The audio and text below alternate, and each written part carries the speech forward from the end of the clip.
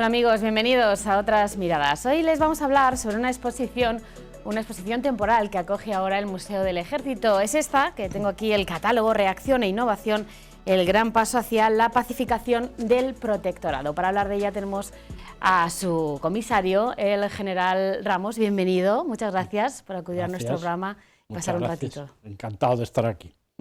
Bueno, exposición de Reacción e Innovación, el gran paso hacia la pacificación del protectorado. ¿Qué vamos a encontrar en esta exposición? Pues yo creo que el título lo define bastante bien. En primer lugar está el título propiamente dicho, Reacción e Innovación. ¿Qué es lo que nos vamos a encontrar? Pues la reacción que España como sociedad, y por supuesto el Ejército como parte de ella, tuvo como consecuencia del llamado desastre de Anual. A mí no me gusta llamarlo así, me gusta más decir el derrumbe de la Comandancia General de Melilla, pero bueno, entremos en la terminología al uso.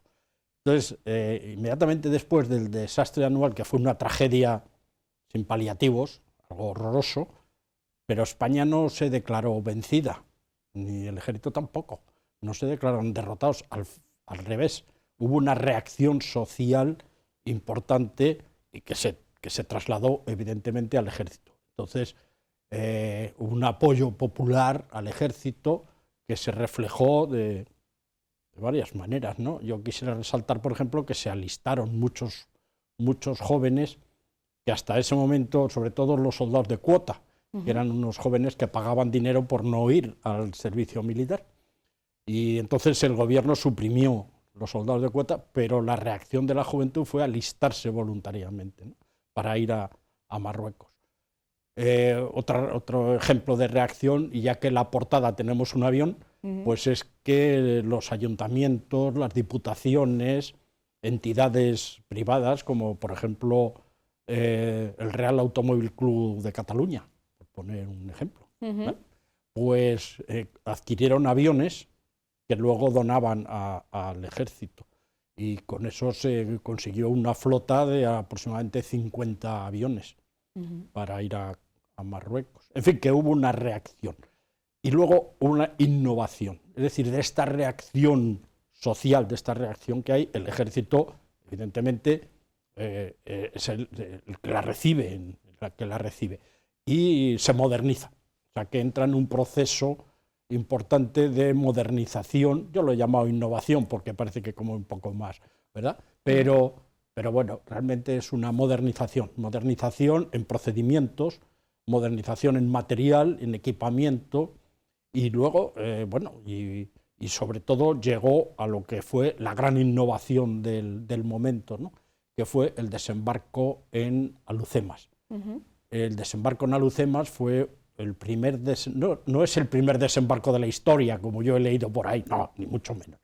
Hubo otros desembarcos, pero sí es el primero de la historia moderna, en la cual es una operación anfibia de éxito, la que se gana, en la que participan fuerzas de tierra, mar, aire, de dos naciones, España y Francia. Es decir, es una operación que hoy en terminología moderna militar hoy diríamos una operación conjunta y combinada.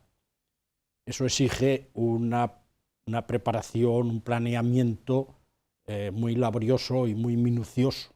Y eso se hizo, y lo hizo España, lo hizo España. Francia colaboró, apoyó, pero el éxito y el mérito es 100% español. Y bueno, pues eso es lo que vamos a ver en la exposición. No vamos a ver la guerra, no. Vamos a ver esa reacción, y luego vamos a ver cómo el Ejército se moderniza. Hay una sala dedicada al RIF, al adversario. Bueno, que pues eso, porque también ellos hicieron un proceso de modernización. Y bueno, pues de alguna forma lo reflejamos también en la exposición. Sí. Bueno, teniendo en cuenta que el Museo del Ejército, su objetivo fundamental es dar a conocer toda la historia del Ejército español, que está intrínsecamente unida a la historia de España, ¿cuáles son los antecedentes de este conflicto? Bueno, los antecedentes del conflicto, depende de dónde queramos poner esos antecedentes, ¿verdad? Porque hay quien los pone en el reinado de Isabel la Católica. Pero bueno, vamos a venirnos un poco más acá. Vamos a venirnos un poco más acá. Entonces, realmente, el origen inmediato del conflicto es porque España se ve inmersa en la geopolítica, en la geoestrategia de las naciones en aquel momento colonialistas. Fundamentalmente Francia y el Reino Unido. Y luego Alemania, que también andaba por ahí enredando.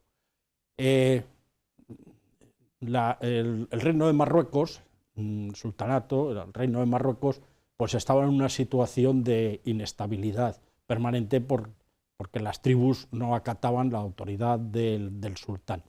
Bien, esa cuestión de esa inestabilidad, unido a esa política colonialista que diríamos hoy, pues se junta todo eso y está Marruecos. Claro, Marruecos ocupa una posición geográfica muy importante, igual que le pasa a España, ¿no? Es el famoso control del estrecho.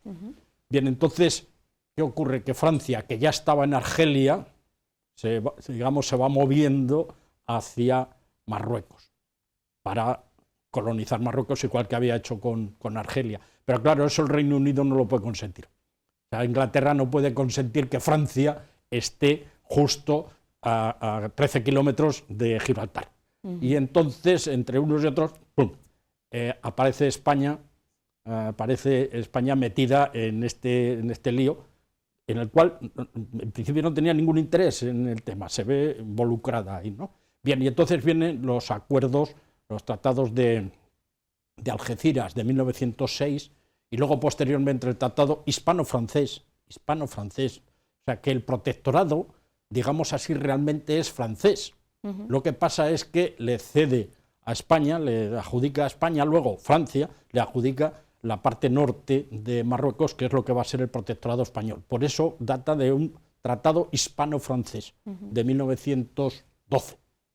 Entonces, como digo, España se ve involucrada en la pacificación de ese territorio y pues por una serie de circunstancias que a lo mejor podríamos quizá... que no hay una política clara. O sea, España, si se me permite así una expresión, España no sabe qué hacer con Marruecos, por decirlo así muy llanamente. Y una serie de políticas pues no muy adecuadas, y bueno, y que el ejército pues a lo mejor tampoco hizo las cosas bien. Pum, de repente se tropieza con, bueno, no de repente, pero entiendas, se tropieza con el problema del desastre de Anual. Ese fue el momento más bajo, por decirlo así, es decir, donde, por eso yo lo he titulado el hundimiento, ¿no? Esa sala, el hundimiento, es decir, donde todo el sistema se viene abajo de una forma terrible, pero que al mismo tiempo es un revulsivo, es decir, va a permitir que de una vez por todas se acabe con el problema de Marruecos, ¿no? Además, esto dio paso a 30 años de pacificación. Bien, no, la pacificación, bien, lo explico, porque la cosa tiene su... Bien, entonces viene, como digo, Anual, viene esa reacción. Pero resulta que cuando la campaña de recuperación del territorio, que oficialmente va a terminar en enero del 22, y entonces el gobierno decide, ahí se juntan varias cosas. Una, que se ha alcanzado ya el río Kert, o sea, se establece, por decir allí, ese límite, el río Kert. Por otro lado, se procesa al general Berenguer, que era el alto comisario, lo procesan y se le expulsa del ejército. Hay otro nuevo comisario, que es el general Burguete. Bien, y entonces el general Burguete llega, digamos, con la idea, con la orden del gobierno de que se paralicen las operaciones y que haya una política de acuerdos y de apaciguamiento, y en fin, que los militares se queden quietos y actúen cuando tengan que actuar, pero que lo que tiene que actuar es la política, la diplomacia, los acuerdos. Bien, eso a la larga, ¿qué va a pasar? Pues que ese ejército, como digo, que ya está bien mandado, bien motivado, bien equipado, se queda parado. Lo paran. O sea, no se mueva usted de ahí y ya está. Claro, Abdelkrim, que es el cabecilla rifeño, de tonto no tenía un pelo. Y entonces cuando ve que el ejército español se ha quedado ahí parado, él asume la iniciativa. Y eso va a producir muchas bajas en el ejército español. Muchas bajas. Porque el ejército español pierde ahí la iniciativa, la toma el otro, y claro, el otro ataca y ataca con fiereza, ¿no? Mientras los españoles lo que hacían era defenderse. Cada convoy era realmente una tragedia, ¿no? Toda una tragedia. ¿Y eso qué va a llevar consigo? Pues varias consecuencias. Una de ellas es que va a venir la dictadura de Primo de Rivera, por ejemplo. Que luego ya sabemos lo que va a pasar, pero que no me quiero salir de la hoja del plano. Pero eso, sobre todo, es que el desembarco de Alhucemas, que se podía probablemente haber hecho en el año 22, se acabó haciendo en el 25. Pero fíjense que hubo una conferencia en un pueblo de Málaga que se llama Pizarra, donde se reunieron allí todas las autoridades que tenían que ver en el tema y decidieron hacer el desembarco de Alhucemas. Operación que ya se había estudiado y ya se había dado vueltas desde el año 1911, ya le habían dado vueltas al tema. Pero bueno, ya ahí se decide en esa conferencia que hay que hacer el desembarco. Entonces la prensa lo contaba todo. Como ahora, ¿no? Yo creo que más. Entonces la prensa, haciendo un pequeño paréntesis, es una fuente de información extraordinaria. Bien, entonces se anuncia en la prensa que España va a hacer un desembarco. Entonces, cosa curiosa, ¿no? Y se fija hasta la fecha, en el mes de mayo. Bueno, pero entonces cae el gobierno de Maura cae y viene el gobierno de Sánchez Guerra. Y claro, ya sabemos, pues las cosas de la política de antes, de ahora y de siempre. Sí. ¿Esto quién lo ha decidido? El gobierno anterior, el gobierno de Maura, tal, pues entonces nosotros, si él había dicho que sí al desembarco, pues nosotros decimos que no. Total, que van a pasar 3 años y medio hasta que ese desembarco por fin se hace bajo la dictadura de Primo de Rivera. Ahí hemos contado rápidamente lo que fue aquella página de nuestra historia, que por los especialistas pues es bastante conocida, ¿no? Pero realmente por lo que es el conjunto de la sociedad española, pues la verdad es que saben que existió lo de Anual, porque ahí sí que la prensa y la historiografía, pues se ha cebado en Anual, y venga y dale con Anual, y que si hubo 13.000 bajas, no, que fueron 10.000, no, que fueron 8.000, ¿qué más da? Con que hubieran sido 400. Eso es terrible, ¿no? Y estar ahí todo el día con las bajas. Bueno, y con la derrota y con que si hubo muestras de cobardía, que si hubo corrupción, que sí. Yo no lo voy a negar, pero porque está ahí, pero también hubo héroes y también hubo cosas bien hechas. Esa es una manera también de hacerles algo honorífico, ¿no? A esas víctimas. Naturalmente, claro que sí. Todo esto, y además lo ejemplificamos, bueno, hay una vitrina con las condecoraciones, claro, el poner todo, pues es imposible, no tenemos espacio, habría que ocupar el museo entero, ¿no? El Alcázar entero. Pero bueno, hemos puesto una vitrina y ahí hemos resaltado un poco la figura del cabo Mariano García Martín, que era de la torre de Esteban Ambrán. Y entonces pues hemos puesto su fotografía, en fin, un poco, oye, estamos en Toledo, pues vamos a dar un poquito los héroes de Toledo, que hubo más, pero bueno, hemos elegido al cabo Mariano, que está el hombre pues muy pinturero ahí en su fotografía y tal, estupendo.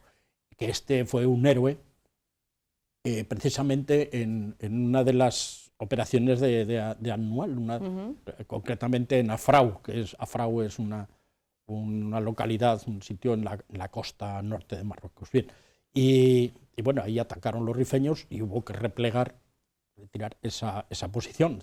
Fue la Marina con un cañonero, que tenemos una fotografía, perdón, un cuadro en la exposición de ese barco. Bueno, y ahí pues apoyó el repliegue. Bien, en ese repliegue el cabo Mariano recibió un balazo en el vientre. Y él pues sabe perfectamente cuáles son las consecuencias de ese disparo. Pero los compañeros, pues, lógicamente, tratan de ayudarle, de cogerlo y llevarlo al barco, ¿no? Y él dice que no. Dice, no. Dice, marchaos, porque lo mío no tiene arreglo. O sea, que no, esto no tiene solución. Por mucho que me llevéis al barco y tal, esto no tiene arreglo. Así es que marcharos, que yo os cubro la retirada. Y él estuvo allí en su parapeto disparando hasta que evidentemente llegó lo que tenía que llegar, que murió. Entonces pues se le concedió a título póstumo, evidentemente, la Cruz Laureada de San Fernando, que es la máxima condecoración que el ejército español da por actos heroicos. O sea, el valor en su máxima expresión, dar la vida, ¿no? El valor sublime, que es dar voluntariamente la vida, y en este caso encima ayudando en provecho de los compañeros, una entrega generosa de esa vida, ¿no? Bueno, Mariano.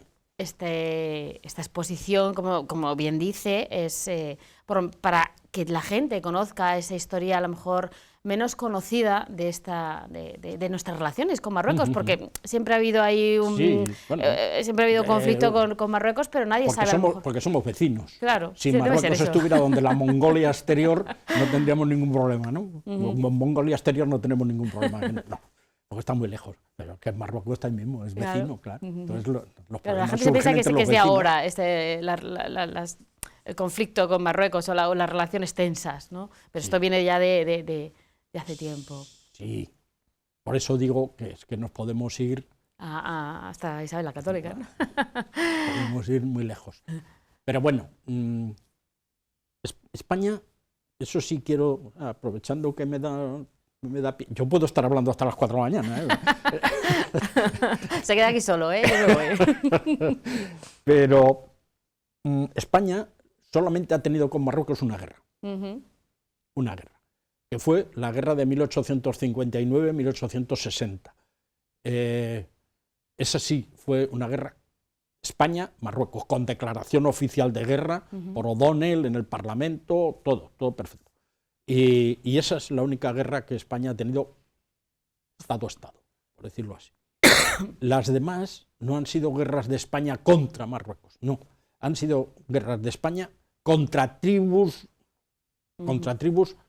rebeldes, fundamentalmente contra la autoridad del sultán. Vamos a ver. Esto quizás sea simplificar mucho la cosa, pero bueno, por dar una línea. Entonces, Abdelkrim, por ejemplo, si nos vamos, o el Raisuni, es que no solo estuvo Abdelkrim de cabecilla, había cabecillas que pululaban, que daba gusto. Entonces, cualquiera de ellos, realmente contra quien se sublevaban era contra el sultán de Marruecos. Era del que querían independizarse y contra el que querían sublevarse y demás. Incluso alguno, como era alguno de estos cabecillas, lo que pretendía era erigirse en sultán. Bueno, este Abdelkrim lo que pretendía era hacer una república independiente del Rif. ¿Independiente de quién? De España, no, de Marruecos. Bien, pero en esos movimientos en contra, repito, de la autoridad del sultán, se encontraban con que en medio había alguien, y ese alguien era el ejército español. Claro, o sea, pero su objetivo no era el ejército español, su objetivo final era el sultán. Pero entre medias estaba el ejército español o el francés, en el caso de Francia o lo que fuera, ¿no? Entonces, ahí es donde surge, pero esa es la guerra que mantiene España contra esas, porque y el nombre lo dice, el protectorado, es decir, protegía la autoridad del sultán.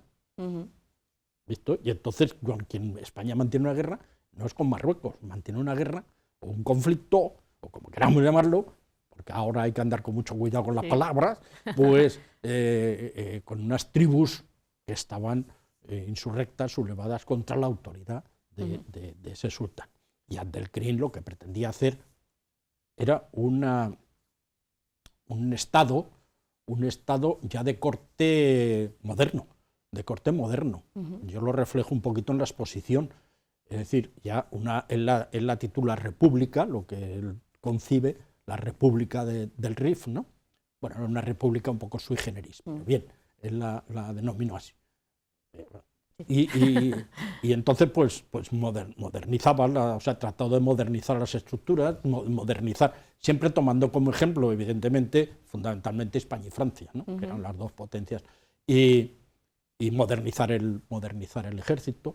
Y bueno, pues en la exposición ya sabemos que la soberanía de un país pues tiene varias columnas, ¿no?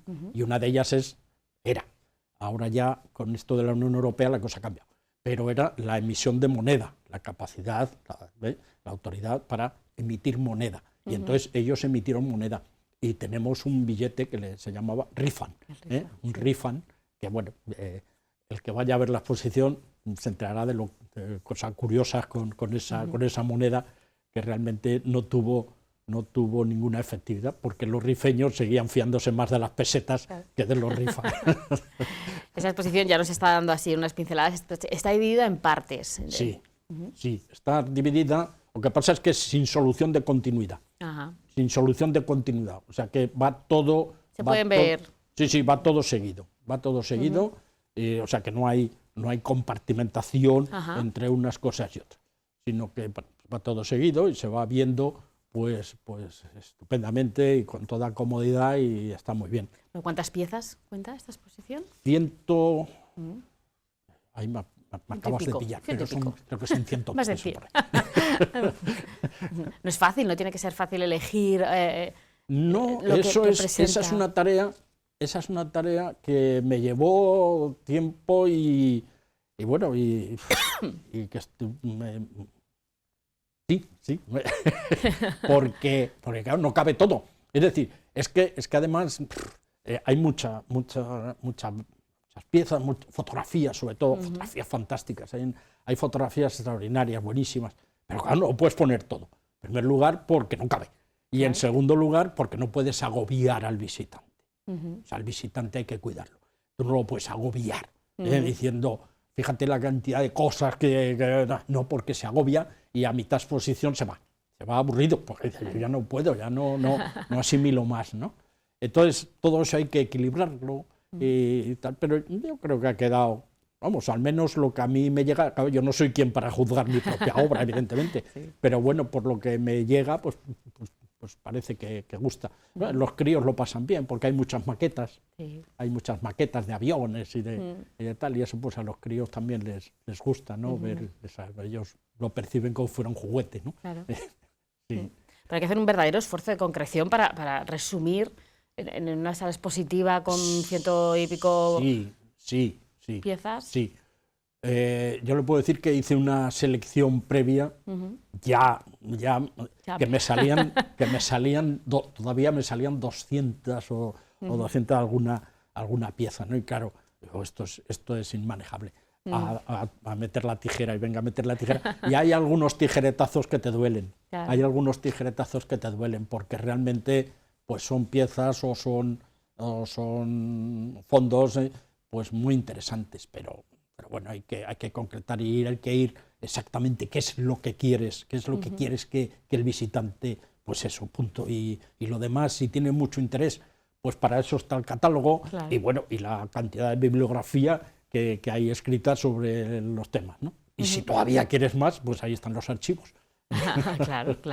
Sí. ¿Son todos fondos del propio museo? No, el museo será aproximadamente la mitad o algo más de la mitad. Pero luego hay fondos, que son también del museo, pero que están depositados en otros museos, ¿no? Pero luego hay fondos, pues por ejemplo está el expediente Picasso, tenemos 2 volúmenes del expediente Picasso, que son del Archivo Histórico Nacional, hay de colecciones privadas, hay un retrato de Silvestre, que era el general Silvestre, que era el que mandaba la Comandancia General, que muere que muere en Annual y no se sabe cómo, porque jamás se encontró el cadáver. No se sabe cómo murió, si se suicidó, si lo mataron, si se escapó. No sabe, que murió parece ser que sí. Pero no sabemos si es que lo mataron o se suicidó o qué pasaría con él. Nunca jamás se encontró el cadáver.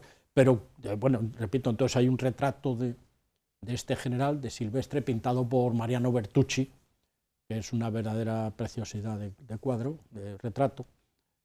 Bueno, cuadros hay varios de Ferrer Dalmau. De Ferrer Dalmau hay varios, algunos de ellos con una gran fuerza en la imagen.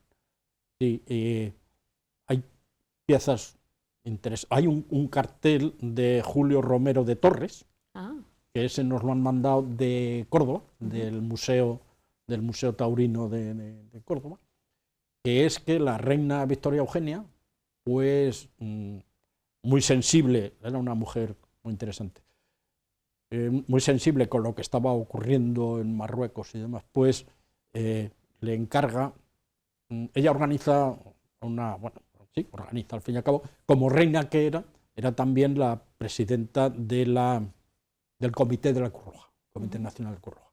Entonces, por vía de la Cruz Roja, organiza una corrida de toros que se llamó la Gran Corrida Patriótica, en Madrid, donde asistieron los reyes, en fin, porque entonces los toros era la fiesta nacional, pero de verdad, los toros eran... Bueno, y entonces, pues para recaudar fondos para los soldados que estaban en Marruecos, ¿verdad? Y entonces le encarga a Julio Romero de Torres que pinte un cartel, cartel anunciador de la corrida. Cartel que se puede ver en la exposición, que es muy bonito, muy bonito, y tienen que ir a verlo. A lo mejor esta pregunta es un poco como elegir entre a qué hijo quieres más, pero con qué pieza quedaría o representa. Sí, esta pregunta me la han hecho varias veces y siempre he contestado que es que, como suelen decir las madres, para mí todos mis hijos son iguales y a todos los quiero por igual.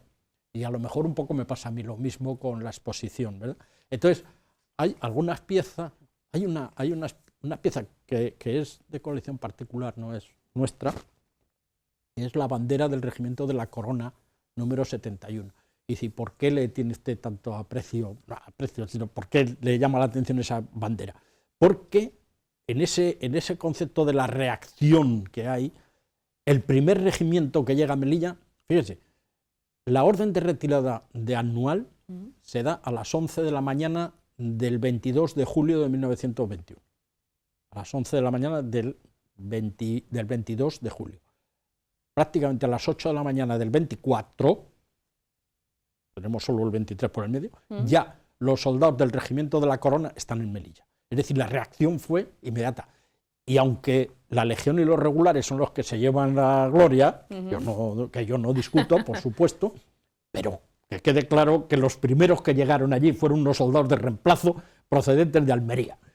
Y entonces la bandera, que fue diseñada por mujeres y costeada por mujeres, y la moarra, que es el pincho ese que lleva el asta, bueno, pues ahí pone, que es muy bonita, pone las mujeres de Almería al Regimiento de Infantería de la Corona número 71.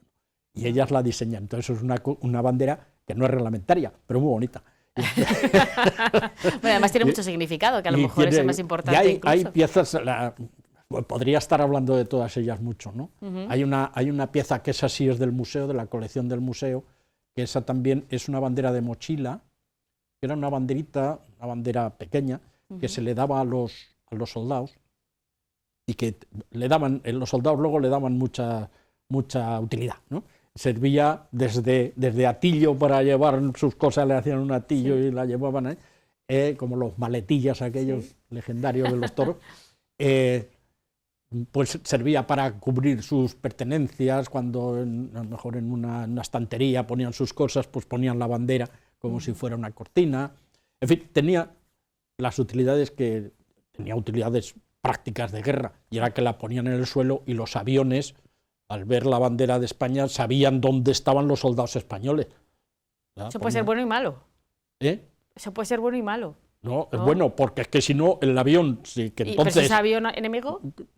No, bueno, pero es que el enemigo no tenía avión. Ah, vale, Ahí vale. no tenía avión. Sí tuvo, pero no llegaron a despegar porque la aviación española los destruyó en tierra. Bien, entonces esa banderita, como digo, servía, pero también servía para una cosa. Y seguro que todos los que estamos ya que un poco mayorcitos hemos cantado, o al menos hemos oído cantar eso de y si muero en tierra extraña, solo quiero que me cubran con la bandera de España. Es el cuplé Esa me la sé yo, ¿eh? Yo no soy tan mayor. No, tú eres una niña, por Dios. Entonces, pero sí hemos oído esa canción, claro ¿no? que sí. Esa canción ¿eh? Bien, pues ese verso, esa estrofa, eso que dice, y si muero en tierra extraña, solo quiero que me cubran con la bandera de España, es esa bandera a la que se está refiriendo. Esa bandera que la llevaba el soldado y entonces lo cubrían, lo amortajaban, digamos así, con esa bandera que llevaba en la mochila. Y bueno, pues esa es otra también, que además la que tenemos ahí, pues tiene su historia emotiva. Esa bandera era de un cabo que se llamaba César González Pardo, que bueno, pues cuando se licencia, pues va a su casa y se casa y tiene hijos. Y entonces, pues, él marcha a Argentina. Hay que tener en cuenta cuál era la España de entonces, ¿verdad? La emigración, todo aquel movimiento migratorio de españoles que iban en aquel momento fundamentalmente a Hispanoamérica, ¿no? Y se fue a la Argentina. Luego después de la Guerra Civil, los españoles íbamos a Alemania, nos íbamos a Alemania, a Suiza, pero en aquel entonces íbamos a Hispanoamérica. Y se fue a Argentina. Y entonces, pues bueno, llegó un momento en que padre e hijo, claro, se fue siendo un niño, que padre e hijo pues que se querían reencontrar, pero no se conocían. Y bueno, ¿y cómo hacemos? Bueno, y entonces el chico se llevó la bandera de mochila. Y cuando desembarcó allí en Buenos Aires, pues claro, él exhibió la bandera y el padre, al verla, dijo, pues ese es mi hijo. Historias preciosas. O sea que hay muchas piezas muy, muy interesantes. Pero yo, si me permites, quería recalcar una parte de la exposición que yo creo que es la sanidad. La sanidad. Hay un trozo dedicado a la sanidad. La sanidad en aquel entonces, en ese momento, la sanidad española sufre un impulso hacia arriba realmente espectacular. Por un lado, lo que era la sanidad de campaña, que el doctor Gómez Ulla, que haciendo chistes tiene nombre de hospital. Bueno, ya sabemos que, broma aparte, el Hospital Central de la Defensa lleva su nombre, ¿no? Sí. Bueno, pues Gómez Ulla, que estaba allí en Melilla en esta época, era comandante, pues organiza toda la sanidad de campaña. El diseño era adelantar los equipos sanitarios que estén pegados al combatiente, para que el combatiente que cae herido inmediatamente sea atendido e inmediatamente sea evacuado hacia el hospital, incluso a la península. Había aviones. Es que puedo estar hablando muchas horas, porque también en la exposición tenemos de sanidad. Es que es muy interesante. Bien, pues entonces tenemos Gómez Ulla, que organiza la sanidad de campaña. Tenemos Fidel Pajes Mirabé, que era un capitán, que es el que descubre la anestesia, que él llamó metamérica, no sé por qué, pero la llamó metamérica y que hoy conocemos como epidural. Ah, mira. La epidural la descubre un capitán médico que estaba allí en Melilla, y que en fin, el hombre pues, se pone a trabajar a investigar y descubre esta anestesia, pero para los soldados, es decir, para los soldados que vuelven del frente con unas heridas tremendas, y entonces en aquel entonces se les anestesiaba con morfina. Casi yo me atrevería a decir que al final los operaban en vivo, ¿sabes? O casi. Y ya con esto fue un gran avance. Es la primera vez que una mujer, una enfermera, que se llamaba Elvira López Mourín, era gallega, pues esta mujer, que era enfermera y formaba parte de un equipo quirúrgico allí, pues es la primera vez que una mujer, una enfermera, participa en una operación de apoyo aéreo sanitario, nocturno además, nocturno. Entonces, en aquel entonces hay que situarse, hay que situarse en la época. Claro. Entonces las mujeres no podían volar en aviones militares, las mujeres no podían de noche, no sé qué, las mujeres... Y todo esto en el momento en que hay que ir a apoyar, sanitariamente a unas operaciones, al jefe médico se le crea el problema de decir, ¿y ahora qué hacemos con esta mujer? Y ella dice, bueno, ¿aquí a qué hemos venido? Exacto. ¿Aquí para qué estamos? ¿Para salvar vidas o para tonterías? Exacto. O estamos para... Y entonces, claro, el médico al avión y vámonos. Y fue la primera vez que una mujer en España participa en una operación aérea nocturna de apoyo sanitario al frente. Sí. Por eso digo que hay cosas interesantes. Hay cosas interesantes. Y luego está, por supuesto, la última sala, que es la gran innovación del momento, que es el desembarco. Ajá. Bueno, como usted dice, podríamos estar hablando aquí hasta las 4 de la mañana. Pero lo vamos a dejar aquí, vamos a dejar a la gente con la miel en los labios. Sí, y que respiren los pobres, porque claro, estarán diciendo, pero bueno, este hombre... Bueno, pero ya aquí, además a mí me consta que está teniendo mucho éxito la exposición temporal, igual que el Museo del Ejército, que es de los más visitados de... Pues sí, lo que pasa es que ahora tenemos la pena de que está cerrado, lo que es la colección permanente, está cerrada por, ya sabemos, el problema que hubo en el mes de junio, pero bueno, pero hay cosas que ver, está la exposición, hay otra sala, hay mucho que ver. Hay mucha actividad en el Museo del Ejército. Sí, hay mucho que ver. General Ramos, muchísimas gracias por habernos acompañado. Esta es su casa, le esperaremos seguramente para la próxima exposición, que yo estoy segura de que ya tiene en mente. Muchísimas gracias y de verdad que ha sido un placer. Y cuanto me llaméis, yo aquí estoy. Muchas gracias. Gracias. Bueno amigos, y hasta aquí nuestro programa de hoy. Les esperamos la próxima semana.